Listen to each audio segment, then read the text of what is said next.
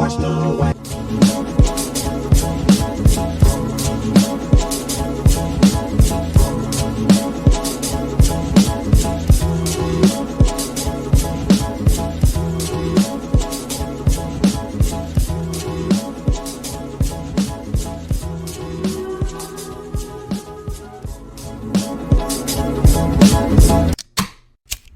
You ready?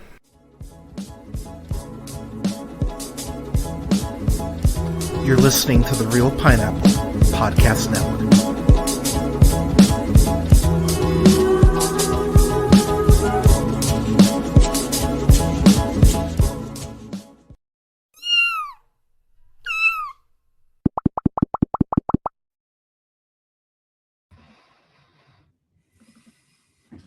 There we go. Good evening, ladies, gentlemen, days, and gays. This is the Real Pineapple. This is your humble host, Hunter, here. And I am, hot damn, I am joined by Canada's favorite son. He showed up today. Bradley's here. Hi, Bradley. Hello.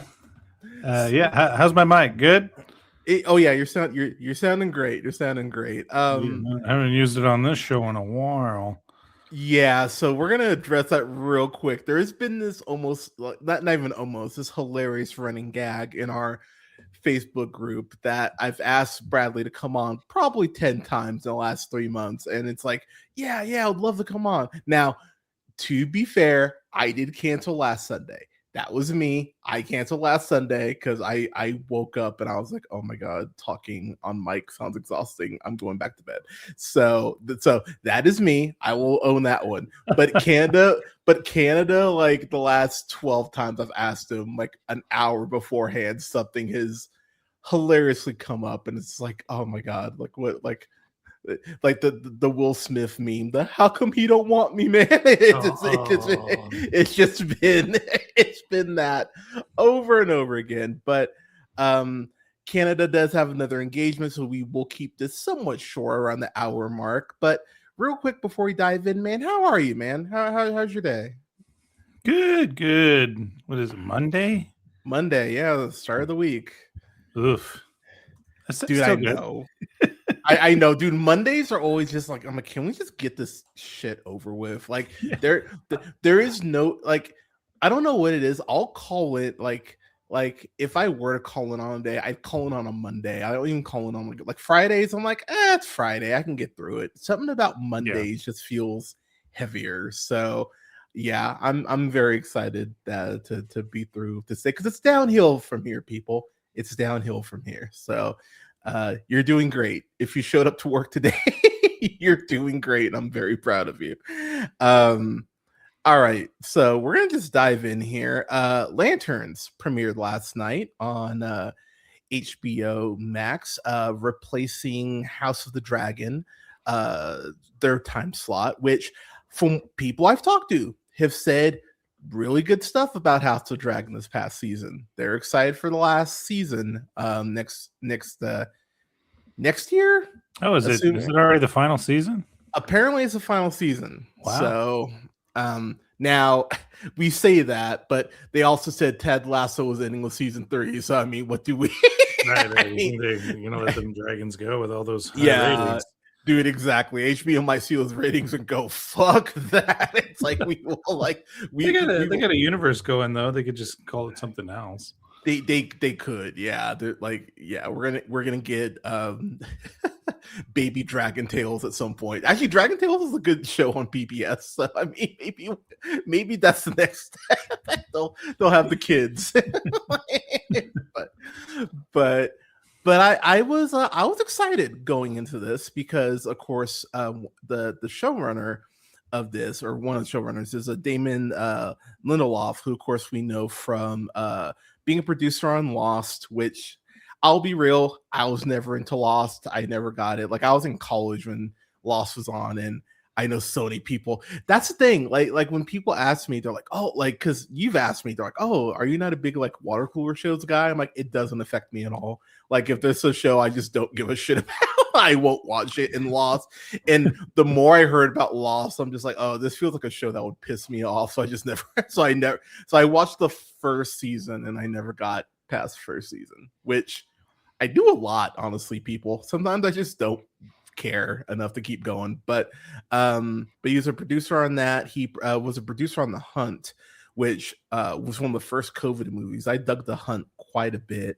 And then he was a producer on The Leftovers and a showrunner and producer on this little show called Watchmen, which is one of the best things HBO has ever produced. So going into this, the bar a bit high, admittedly, you know. I do think it's, and I haven't seen it yet, so I'll kind of refer to you because I think you might have seen it. The amount of people I've seen who have seen Supergirl, I would be remiss to point out that a lot of them are clearly feel like bitter men, but I'll get to that in a moment. The amount of people I've seen already go, "Oh my God, James Gunn's DCU, it's off the rails already." I'm like, really? I'm like, we're in doom and gloom. We're going doom and gloom already? Like, Jesus Christ! Like, one movie, like, goddamn, like, it's fascinating how that works, isn't it? How quickly people are ready to flip that switch. They're like, let's kill it with fire. It's like, oh my God, like I remember saying that shit when Man of Steel came out. I was like, oh man, this might be done before it gets off the ground. And people are like, no, one Supergirl movie, it's over. Like, fuck Creature Commando, fuck the Penguin, fuck Peacemaker, fuck that good super, fuck everything else. One bad Supergirl movie, burn it. Just fuck out of here. Like God, I didn't know Nathan had so many accounts. It's just fucking amazing to me. I love you, Nathan, but I don't think anybody who saw it hated it. Like for it to be, not true. Not now. I mean, I don't have like a Twitter or anything. So I don't either. But like, okay. Where are you getting all the? Everyone I've talked to is even people who don't like it and have been like, oh man, well, I guess Millie Alcock in the next 3 to 5 movies will show us though. Right. It's funny because they all like her performance, and I do as well. Well, I have Threads, and that's like starting to come now. I haven't had anyone drop an N-word. Okay. See, that's so Threads.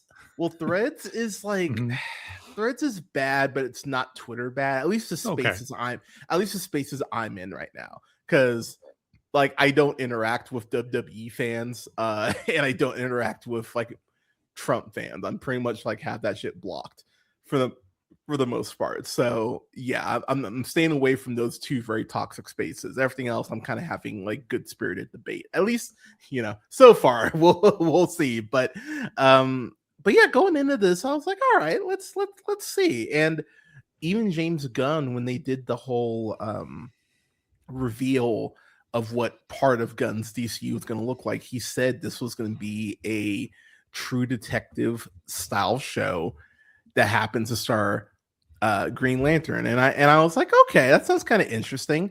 And I'm not gonna lie, I'm actually pretty impressed from the pilot how much it feels exactly like that. I was like, oh yeah, this is True Detective, but it happens to have like Green Lantern shit attached to it. And when I say True Detective, I mean like good True Detective. I'm not talking about that Jodie Foster one or the one or like Vince Vaughn trying to do dude. Like I'm sorry, man. Like I'm sure Vince Vaughn wants to be a dramatic actor, but dude, leave that shit in the same bag where your Psycho performance was, because I don't need. Oh, that's right, shit. The Gus Van Sant one. Right? Oh, such garbage. Like it's funny too. I saw that version of Psycho before I saw the original, and I was like, holy shit, this sucks. So like I thought it was bad before I saw the original. So yeah, not great. But let me just kind of just dive in here. So this is actually doing some time jumping too. So we start off in 1996, and we have a young Jon Stewart, who of course will end up being played by by light skinned brother Aaron Pierre, who just cannot seem to get away from white people harassing him in small towns. That's almost it's almost like his curse. But we see him early on in the show, and he is watching 60 Minutes basically, and we see a younger Hal Jordan played by my mortal enemy Kyle Chandler, who I I've had a couple of people ask me like, why do you hate Kyle Chandler? Canada touched on it in our chat. Friday Night Lights, just from jump, I was like, I don't like this dude. He's always annoyed me. I've always found him just like, I'm sure he's a nice guy. I mean, watch, I'm going to say that there'll be some scandal comes out and I'll be like, I told you he sucked. But it's been a long time. I mean, something would have come out by now, right? I mean, how long did it take for him to get Cosby? No, but yeah, that's the worst apologetic attitude, you know. Yeah, so it's like, you know, like redacted. To be fair, yeah, sometimes it takes a little while, but I will say between Argo and even him in The Rip, and like I actually watched The Anniversary, liked him in that. Like, no, I didn't see The Rip. That was this year, right? Yeah, that was the Matt Damon. Oh, what about in Wolf of Wall Street, the FBI agent?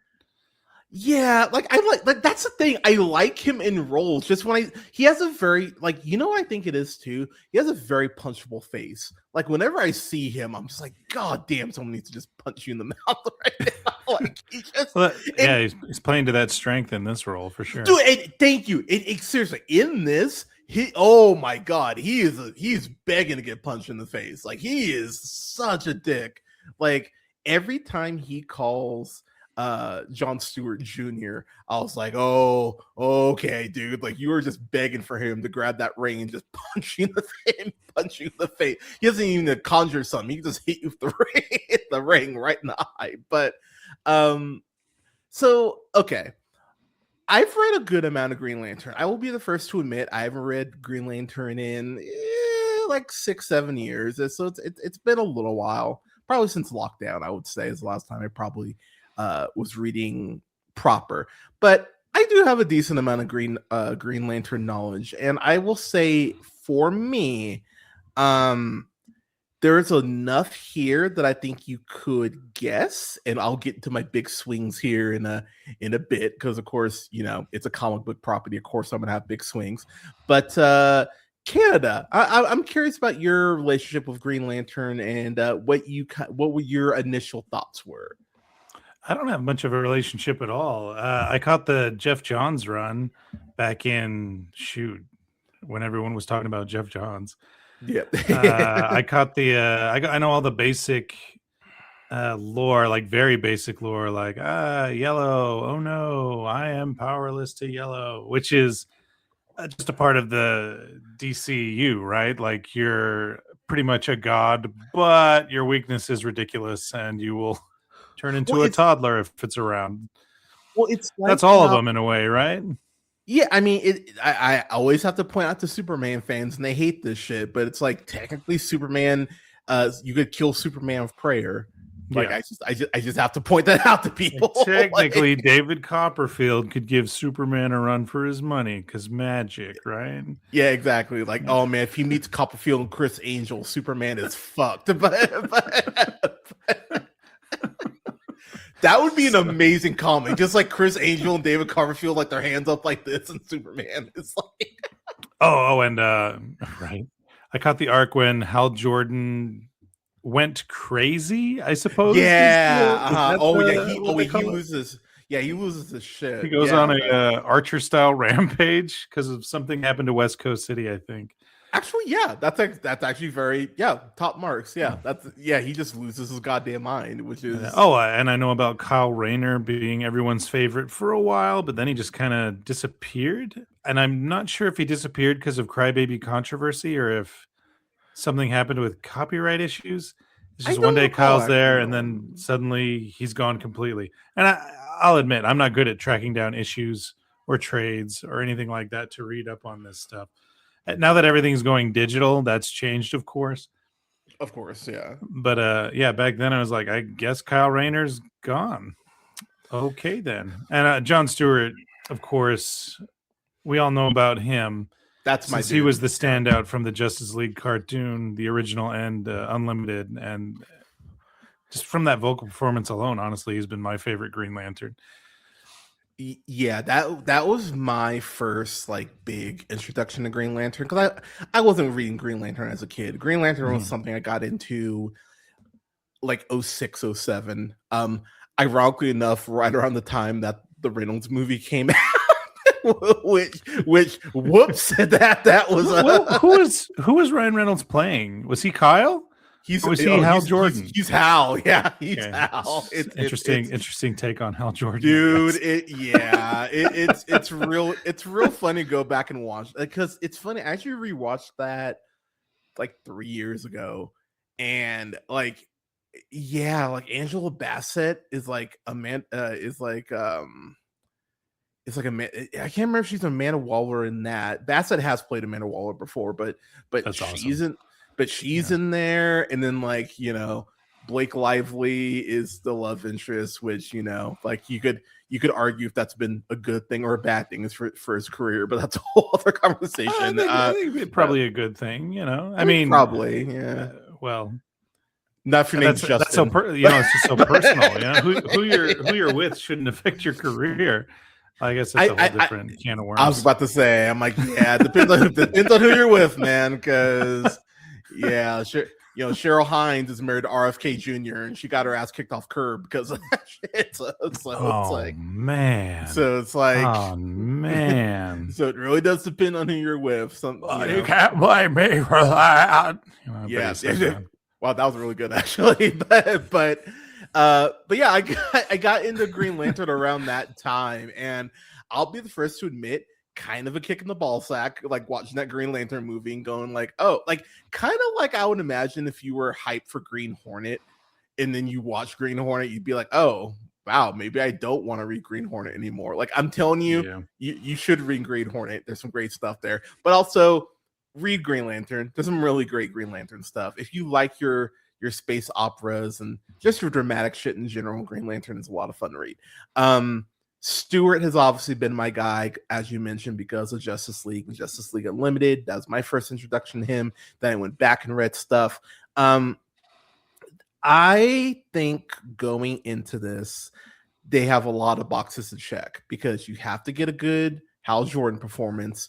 You're catching the audience up because Jordan has been around since 96 in this universe, which, if you remember from Superman, puts it right around the time of the destruction of Krypton. So that actually does line up. So you could even tie that in if you wanted to, which I feel like they're going to, because we do know that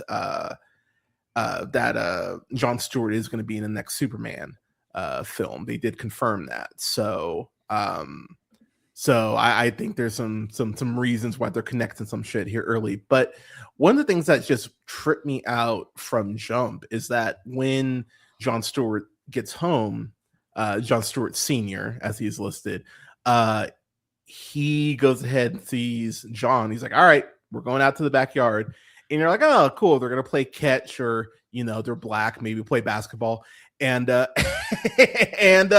no, not what he does at all. He puts an apple on his fucking head and goes, hey, I'm gonna shoot this off. And I just went, oh, that is fucking horrible. I don't like that you're doing this at all. But if you look, and I love kind of the perverse way that this is handled, if you look behind John, you see all the bullet holes. So it's almost like this fucked up measuring chart, like you see in so many kids films, and you're like, oh, they've been doing this for a while. Like, this is not a one-off. Like, what the fuck? And the way he even goes up and taps him on the shoulder, like, good job. It's like, oh, it's like, that is fucked up. But I think that was my first kind of, that's interesting, because the fact he asks him, are you afraid, after he does that, I went, okay, do you know about this shit? Do you know about the Green Lantern stuff? And that will go to a big swing that I have later on. But I will simply say I think John Sr. knows more than we're aware of currently. But I will come back to that. So we go ahead and flash forward 10 years to 2006, or wait, is that right? I think it was 16. Oh, 2016. That's 16, right. Yeah, my bad. Yeah, that's right. 6 to 16. And we see Aaron Pierre's John Stewart in the lab doing work, punching the heavy bag, ripped as hell, which him being military, that tracks. And I appreciate just from jump Hal is just being a dick. He's like, oh, I'm hungover. Oh, I'm late. Oh, does that bug you? And John just kind of looks at him like, no, it doesn't bother me. But it's so from jump, it's like, I'm gonna poke at this dude and see how much I can be an asshole until he just fucking snaps. Like it's basically Kirk and Spock, if you want to look at it in those terms. Like that's essentially what he's doing. He's like, I'm gonna prod this motherfucker until he finally snaps. And they're driving up the road, still prodding him. He goes, oh yeah, hey, here's the ring. Meet me up this taco place 3 miles up the road. Hal jumps out of the car, leaves John to die in the car, because if he doesn't grab that ring, he's fucked. Like he falls off the cliff, game over.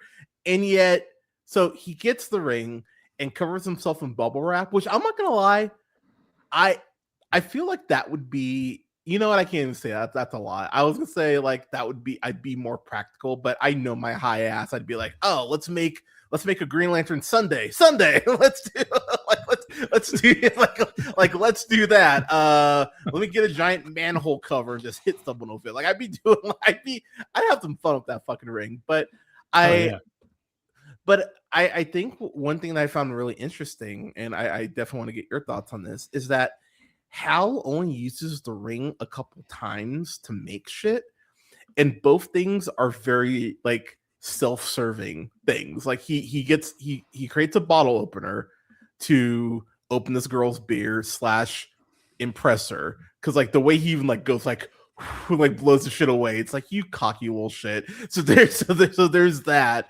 But then the other thing he does is that he makes money. He makes a $20 bill and puts it in a jukebox and plays the same song over and over again, which I won't lie. I actually admire that level of trolling, that he wanted to get into a fight so bad. He's like, I'm going to play this song and repeat until these fucking like rednecks snap.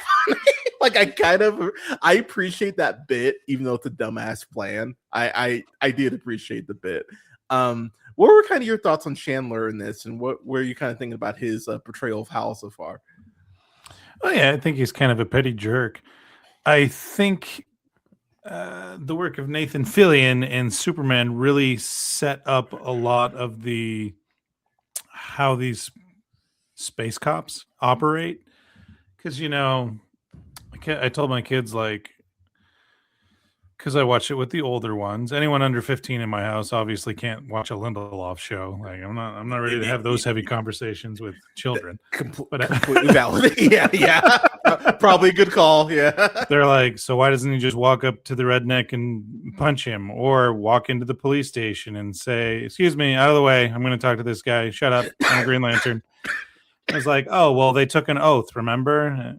So they look up the oath, and they're like, and they were amazed. They're like, whoa, look at all these rules he has to follow.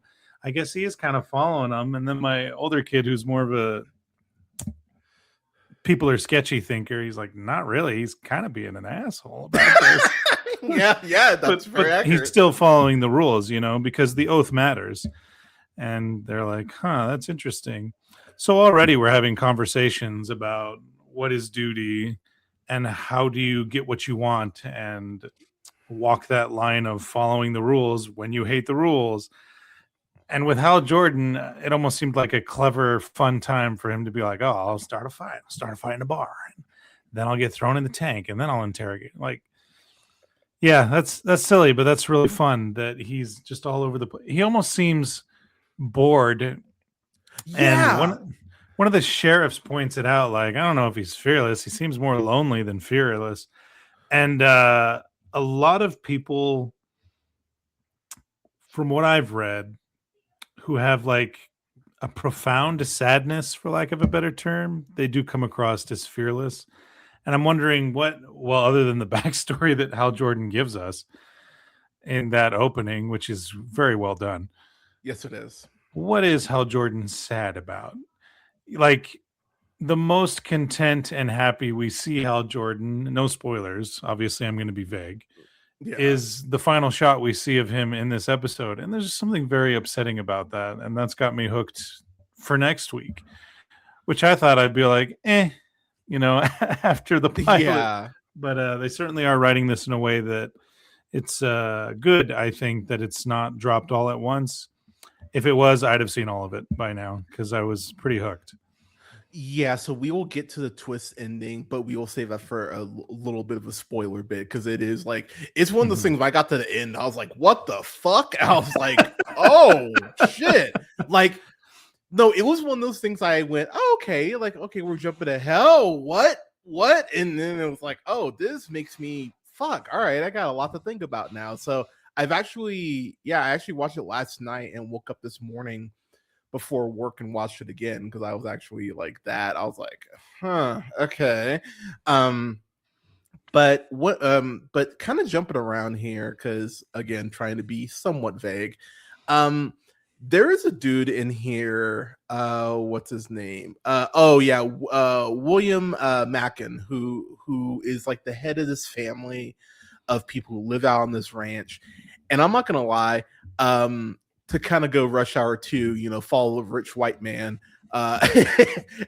This dude gives me the heebie-jeebies. There's something about this motherfucker. As soon as I saw him, I was like, "Yep, don't like you." I was like, "I don't know what it is about you, but you were giving me a vibe like you would play the Deliverance theme whenever like a black person accidentally like ended up in your driveway, like you would do some shit like that." And I one thing I will say too that I really dug is that the conversations that William is having with Hal they're friendly, but there is a level of like ick as they continue on where you're like, ugh. And even Hal, like one thing that I think you mentioned that's completely fair is that Hal does come across very lonely in this, but he also comes across like someone who's seen a lot of shit. Because if you follow the pardon me, the DCU timeline that they're kind of laying out, if Superman, if Krypton's destroyed like 96, 97-ish, Hal is like the first metahuman that's like acknowledged in this timeline. So I think an interesting conversation, I think that's going to be part of this show, is not just how the public sees these metahumans as we saw in like Superman and have seen like Supergirl and like Peacemaker, etc., but also like what his public perception was like in 96 and how it's changed 30 years later, and the ups and downs of that. Because like Hal Jordan, as heroic as he is, as most heroes do, they fuck up. And learning that training on the job, like Green Lantern, they don't teach you how to handle PR and shit. So if someone has a vendetta against you and you do something even remotely wrong, how do you handle that, and without letting fear potentially break down how good of a Green Lantern you could be? I think there's some very interesting conversations to be had there. In terms of the actual power set, I really like how John has had multiple times where the ring has been near him, and he's only really used it the one time in the car. I like that they're taking their time. They're not just going to give him the ring. Like, he is going to, as Hal said, the only way you'll get this ring is over my fucking, my dead fucking body, which, but yeah, you say, motherfucker. But A couple other things. I know he doesn't sound like that. Shut up. But I really like Sheriff Carey in this. So this is where we're gonna kind of start getting into the nitty gritty stuff. So she drops this line in the pilot about how she can't do this again in terms of when Hal and John show up on the scene after this murder has happened. I don't think she's talking about the investigation. I think she's talking about Green Lanterns as a whole. I personally think she's an alien. I don't know if she's a manhunter, but I think she's an alien. It seems too convenient. And it feels like she's gone through this a time or two. So I think she's been in the town a decent amount of time. Maybe she's someone that got screwed over by the Lanterns. The Lanterns do kind of have a bit of a history. They are very much like Starfleet in that way. It's like, oh, we fucked you over. Oh, well, yeah, we probably did. We are Starfleet. Hear us roar. So I could see her potentially being a part of a sector that got wiped out potentially. But I think her and Hal have met each other before. I don't think this introduction that we're seeing of them is the first time that they've interacted. That's what I will say. Also, this show could not have laid out any clearer that John Stewart Sr. is a dead man. He is not, he is not making it through the season, because the moment that Hal talks about in the 60 Minutes footage about how he has nothing to fear because, once you've lost a parent, you have nothing to fear. I was just like, oh, so he's a goner. Like, there's no way. Like, I was like, you might as well said this is your last day on the force. Like, I was like, there's no fucking way he's getting through this season. So watch he makes it through the season, and I'm like, fuck you. But like, there's no way he's not getting through the season. Get the fuck out of here. Pardon me. But I thought that was an interesting little tidbit. Another couple things I'm gonna throw out, because I'm just kind of rapid firing now. The way the whole family that we're introduced to. So William Macon, like I said, is the patriarch. You got Sheriff Carey, and then you have Zoe. Zoe meets up with Hal and John in this bar, and when Hal is getting his ass kicked, she's talking to John, and John is just kind of making conversation. And I won't lie, when he makes the point that there can only be one Green Lantern at a time in one sector, like one Green Lantern on Earth, I was like, why are you telling her that? Don't say shit like that. Like, that's a dumb fucking thing. It's because the first thing I thought is, oh, if she has someone to tell, which she clearly does, that feels like a pretty important piece of information that you wouldn't want someone that could be a threat to you to know.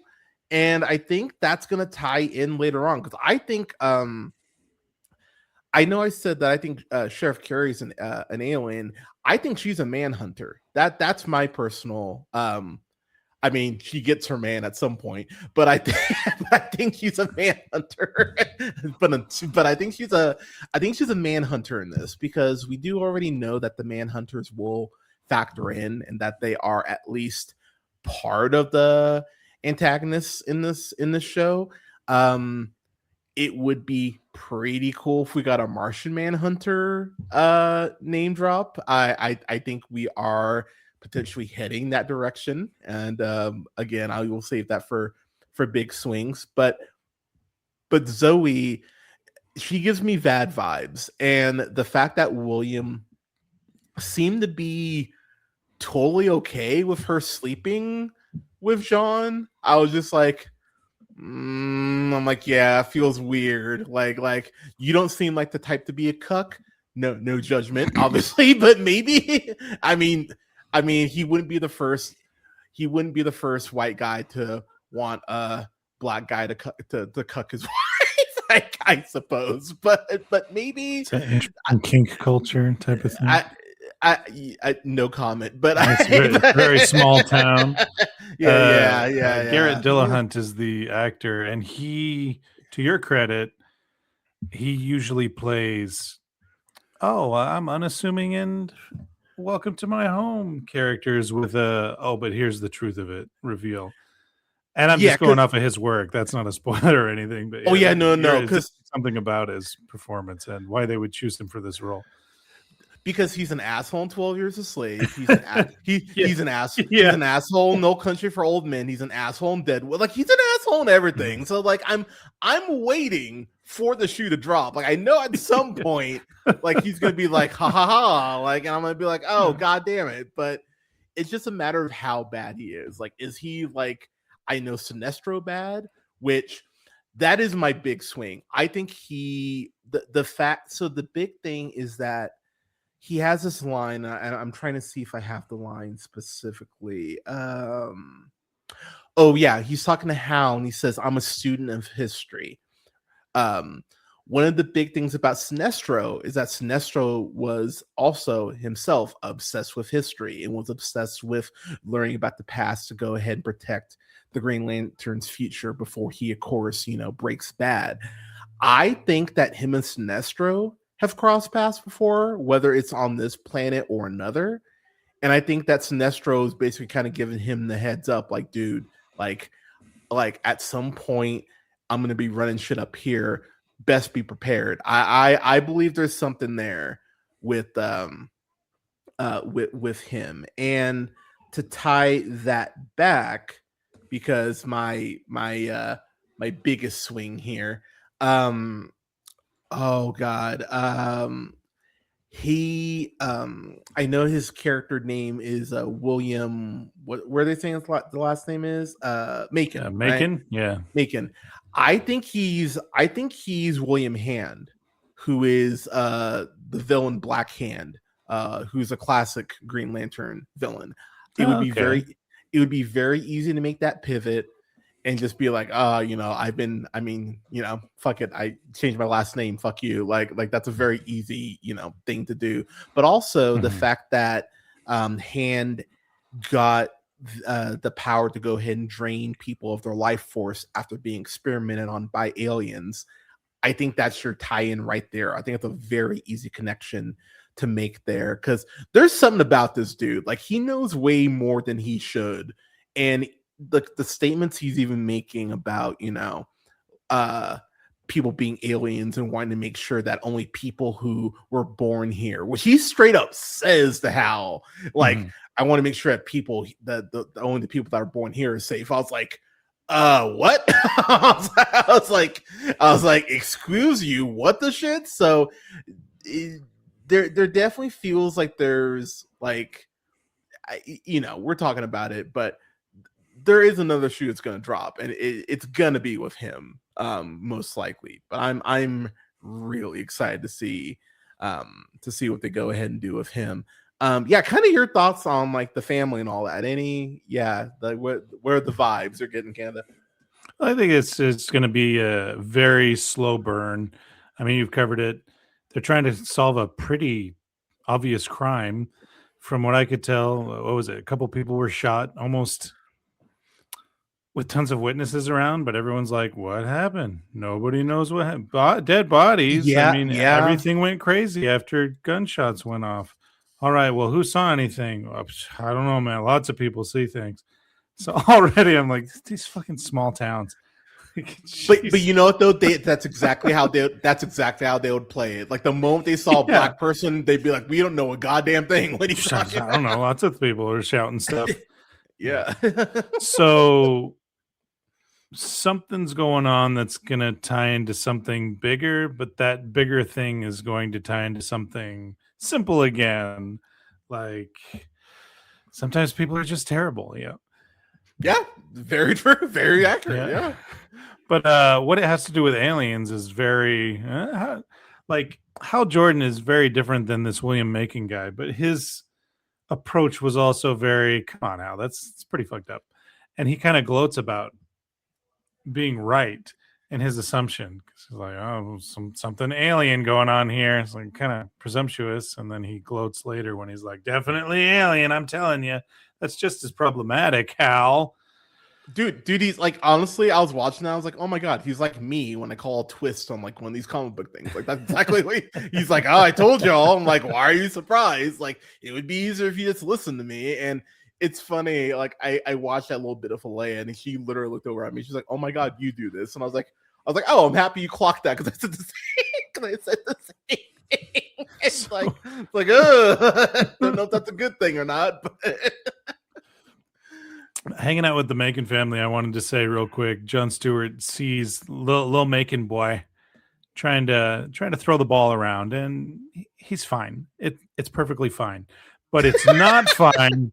It's not fine if this kid wants to make a pro team. And no, fuck John. No, you know? He picks up on that immediately and gives him some advice, and the kid takes the advice, really takes to it really well, and starts throwing the ball better. And it was like, oh, awesome. When Jon Stewart says, you know, my dad, like I was all, oh, no. I thought the same thing. I was like, shut the fuck up. Do not say that.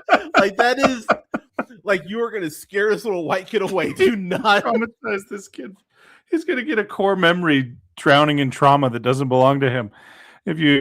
But then they're interrupted. But what do you think of that? How John is, I don't want to say ignorant to how awful he's been treated. Yeah, ignorant's not the right word at all. But he seems to be the perfect candidate for the Lantern program because him and Hal Jordan kind of, I don't want to be like, are built different or anything silly like that, but kind of because they've, you said earlier, seen some shit, we could say. Yeah, maybe before John has seen some shit way sooner. I think it's going to be interesting how they kind of get into, because that's from like New 52 that John would do military. That's like part of his origin from that. Oh, and really? Wow. Yeah. So some good things came out of the New 52. It seems. I know, not a ton, but there were.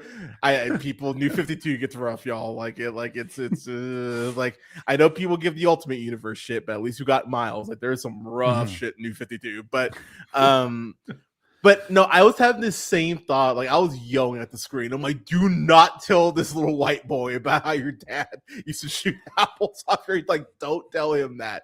But I also got a very hard laugh because I was like, oh wow, this is like the Legend of Bagger Vance in 20 seconds. Like, I'd way rather watch this than the whole Bagger Vance movie. Well, I do like that he gave him like real advice on how to throw a football. He did. No, exactly. Like, he gave him actual, like, he's like, don't overthink it. Take a deep breath. Like, this is where you aim. Like, he actually gave him like actual practical advice too, because it's form. Like, the way he actually changed his form up, and I went, oh, he actually is like teaching this kid. And then, of course, luckily this kid apparently has like spider sense because he walked away before John could go. Like, oh yeah, my dad, he used to maybe he wasn't going to say anything scary, but no, he was. Yeah, Jon Stewart's dad comes off as very horrifying, a very scary individual.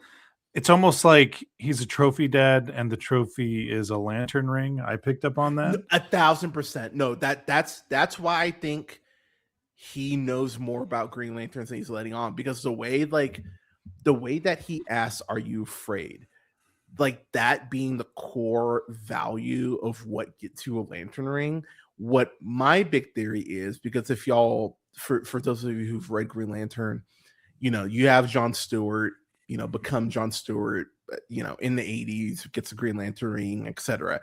I think that they're going to tweak it a little bit so that Jon Stewart Sr. was supposed to be a Green Lantern, and maybe they rescinded the shit. Maybe his wife dying, because obviously they've done different iterations of Stewart's origin, but in most of the origins, Stewart's mom is the prevalent parental figure, and his dad is the piece of shit. So what I'm thinking is maybe Jon Stewart Sr. was supposed to get that Green Lantern ring. Maybe he was next in line, and maybe losing his wife filled him with so much fear that they were like, nah, dude, like we can't have you be, can't have you be the Green Lantern. And if you remember too, typically it's I think the ranking in terms of like how they're introduced is Hal, John, then Guy Gardner. What I'm thinking is maybe when John Stewart Sr. had his breakdown or whatever, and he no longer was able to become a Green Lantern, that's when they fast tracked Guy Gardner. So that's why you have Guy Gardner being the first Green Lantern. That's my theory, at least. And I think that's where we get more of the development between John and Hal. Because the fact that John is even calling his dad, talking to him about trying to be a Green Lantern, and he seems so knowledgeable about it. It's like, okay, like this, like that's weird. Why is he so knowledgeable about this? So I think there's something there. So you heard it here first. If that's if that's the case. Couple other things. I want to see if there's anything else I wanted to touch on. I think there is a lot of, and I don't want to spoil the arc, so I'll just say, but one of the more relevant Green Lantern arcs looks like they're pulling from is Emerald Dawn. So if you've read Emerald Dawn, you might, kind of like myself, you might be going like, wait a minute, what about this? What about this? You might be picking up on these potential little things. If you haven't read Emerald Dawn, don't read it, because I think you might be able to start connecting some dots you might want the show to kind of naturally just expose to you. The last big thing I want to talk about before we get to the twist is there is this point, and I think it's very clever the way they set this up, because this is something in the comics where they have Hal, a hologram, if you will, which I laughed really hard at that, because I was like, "Yay, pun!" I was like, "Take that, Jamarco." But I laughed really hard at that pun, but also the fact that is actually something in the comics. I'm blanking on the term that they use for it, but they there's actually a way you can actually project yourself across light years to another Green Lantern. So they kind of, that's pretty cool. Yeah, so that is kind of a comic book thing. What I love about this, though, that this Hal is nice. This Hal is like, oh, I'm so sorry. Like he's so cordial. You're like, what the shit? Like you used to be like this, and then you find out that he hasn't basically backed himself up in a decade. So you're like, what the fuck happened in the last 10 years that's caused you to be this broken? And I think that's going to be a really interesting conversation. I think that's where we're going to get a lot of the meat and potatoes with Sinestro, because I feel like because when we see Sinestro even in the trailer, it looks like he's in a jail cell. So it's like, okay, Sinestro is probably done.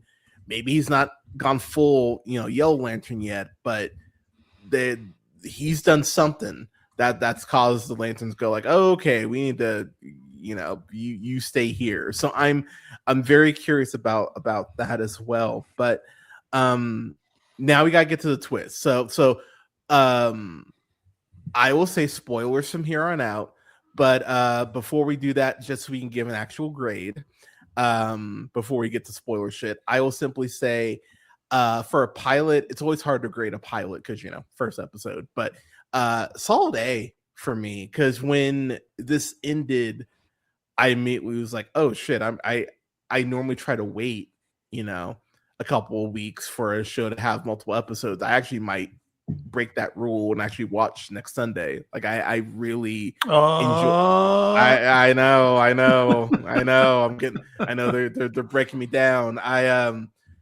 But yeah, I enjoyed this. I enjoyed this a lot, and I'm. It feels like we're getting there with John, but I'm genuinely just curious, like how we're gonna get there. What we have coming up. So yeah, I'm excited. So yeah, solid A for me. But yeah, Canada, great. What you think? So surprisingly, I enjoyed this a lot. My very few nitpicks are Nebraska exists in the DC universe. Does it? Does it actually exist? Yeah. And that's a silly, just nerd nitpick. Like, well, hey, if there's no New York, why is there a Nebraska? The Harry Potter shout out seemed more like a reminder that. Oh yeah, okay. I hated that shit. I like that. I was like, guys, come on now. You got the right Harry Potter right here at HBO. Don't forget to mention it. That's what it seemed like. Maybe it wasn't, but it's really hard to tell with the dialogue being so good without mentioning sponsors. It's a really slow burn. It is hard to rate a pilot because you don't want to rate a slow burn until it concludes. But just the feeling of where this is going is pretty awesome. I definitely would binge this. I could see myself breaking my I don't mind waiting weekly rules as well if it was actually all available at once. Really enjoy the performances. And yeah, one of my favorite moments, it wasn't exciting or shocking at all. It was just John sitting and observing an interrogation by Hal, and the sheriff next to him freaking out and getting scared over something happening and being like, we should run. We need to get out of here. And Hal, without breaking contact with what he's observing, he just goes, nah, it'd be too late. I'm like, wow. Yeah. That tiny bit of dialogue just said so much. And Aaron, the actor, gave so much characterization to Jon Stewart with just that little moment. And I'm so impressed by that. Yeah, I'm going to give it an A too. Nice. Watch me say all that and be all like C+. No, right. When you get the finale, you're gonna be like, well, it started off strong, and I'm not sure they could. I'm not even sure how they could kill the hype. You'll find a way. You'll be like, I can already hear your Letterboxd review. The blackest night truly is the darkest before the dawn. Like I can hear you typing it. Like, wow, Hunter was right. Yeah. There we go. I did have a question after this. So speculation is like, no Battinson in the DC universe. Too dreary, too dark. Is it?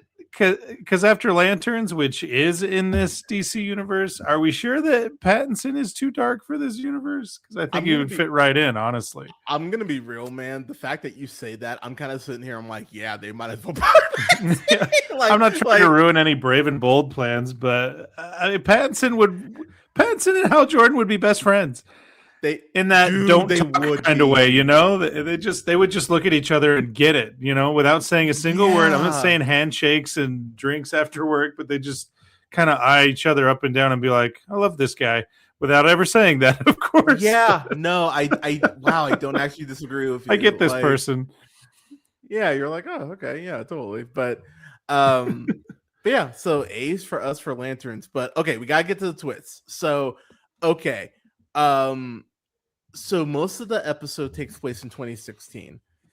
2016. And then they jump ahead to present day, basically. And we see Jon Stewart with the goatee, which I was very see Stephen Amell. You can't grow the facial hair for a DC character, you ass. He looks good too. He looks really good. He does. I was like, oh shit, it looks so good. He looks good anyways, but yeah, with the goatee. Yeah, so does Sheriff Carey, actually. She's pretty hot. Oh no, she's fine. I was like, yeah, no, no, it's a very attractive cast. A lot of very beautiful people. Yeah. But he showed Nebraska. Yeah, a lot of hotties out in Nebraska. It's all that corn. So yeah, the twist. Here we go. Eat your corn puffs, kids. You too can be a hottie in Nebraska. but yeah, fuck out of here. But we go back to that same town, to that same auditorium, and it's snowing. It's super dark, and we see Hal Jordan, and he's dead. He's been shot in the fucking head. And what I love is like a perfect shot, and I mean it's a perfect shot. You see Hal's hands; they're covered in snow.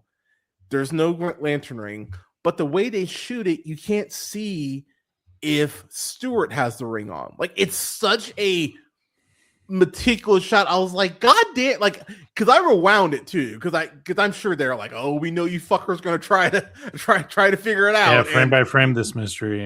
Yeah, and I went back. I was like, you sons of damn it, like. So genuine credit to them because they were thinking ahead. They're like, yeah, fuck y'all. You're not gonna you're not tricking us. So credit to them on that front. But I will say, what a fucking twist. I was like, damn. So is Hal actually dead? Is that like the hologram version of I'm very curious if they're gonna try to write themselves out of it, or if Hal is actually gone. Like it's one of those things where I'm like, okay, you have 10 years worth of of a time gap here. So I mean, you could fill in the initial mystery while doing this mystery, and that's kind of what I feel like they did with was that season 3 of True Detective? I mean, they did it with the first season too, but like with Dwarf and Ali's time jumping all around it. Yeah, like I so it feels like they're gonna kind of do a little bit of that here, which I don't mind at all. I think it'll be an interesting way to tell the story. But I'll be real, dude, that blew me away. I was like, what the hell? I was like, oh okay. Like it like I have to give the show credit just for kind of hit me with that stinger that I actually went, okay, I'm actually even more invested now. How the fuck you're gonna pull this off? Like, what were you kind of thinking when you got to that point? Well, I thought it was very upsetting because Hal actually looked happy. Yeah. Now that can happen. I'm just saying that's not a spoiler. I'm not saying that it's. Well, I mean, we're talking spoilers, but yeah, we are. It is a very troubling thing to see a dead body because the dead body looks at peace, the term is. And it's like, oh, this petty asshole who was just trying to start a fight in a bar 10 years ago is happy to be dead. That's upsetting. Like, what the fuck? But it could just be you're watching HBO and this is what a dead body looks like. I have no idea what to think. Like, who would shoot a lantern? One, world celebrity. Two, and how does this tie into what Hal was trying to figure out in Nebraska 10 years ago? And yeah, that's a good hook. Yeah. I'm so shocked that it didn't open with that hook. Because then, people would keep watching the episode. But, Lindelof, I guess he's got awards for writing. Wow. And would know better. Okay. I love how you're just like, all right, you just made Watchmen. I guess Yeah. Watchmen, yeah. When they actually revealed who Hooded Justice was. Yeah, spoilers for Watchmen. Well, half spoilers for Watchmen. If you're a fan of the comic, you've already seen it. If not, they reveal who Hooded Justice was. That blew my freaking mind. Yeah, I was like hyped for. Still now, I'm still hyped about it. And I remember my wife being like, "Who's Hooded Justice?" I'm like, "Oh, you got to read this. You got to read this." And I get my phone book size Watchmen and just plunk it in front of her. It's gonna blow your mind. Read this. We'll watch the episode again. And she's like, "I'm not reading a 600-page phone book." Boo. Yeah. Wow, Amy. God. So yeah, I'm feeling like, and I don't think I'm ever going to be like, oh, this turned out to be crap, because maybe me. Maybe, we'll see. But I'm not an overhyped person. I don't think I get disappointed if something doesn't match my overhype. Because you're good at that. Yeah, I don't. What I want more than anything right now, I just want not Hal. I want Jon Stewart to have a good cry. I know that sounds crazy. Like, Brad? What are you talking about? I think he deserves to have one. Oh, he's gonna have one. like that'll probably in the end of episode 7 when his dad gets killed. Yeah. Oh, and he is carrying a kind of pain that just breaks your heart. Yeah. And you've also heard, I'm confessing a lot of things to you today. Like, you've heard me over and over and over again, especially with the comic book genre. Who should play this character? Who cares? Just give it to whoever. It doesn't matter. It's a comic book character. I would not recast Aaron Pierre as Jon Stewart. Wow. Okay, that might be the biggest compliment you could give the show. Actually, that's high praise for you. Like that's a big deal. I was the No, asshole that to rock the boat. I was like, I mean, if they want to recast Corn Sweat, they can. Remember that? And you guys weren't taking the bait. Oh, I remember. Yeah, and we were like, "What is wrong with you?" Yeah, you're like, yeah. After one film that I actually really enjoyed too. I don't know why I said that. Anyone could play Superman. Henry Cav. I mean.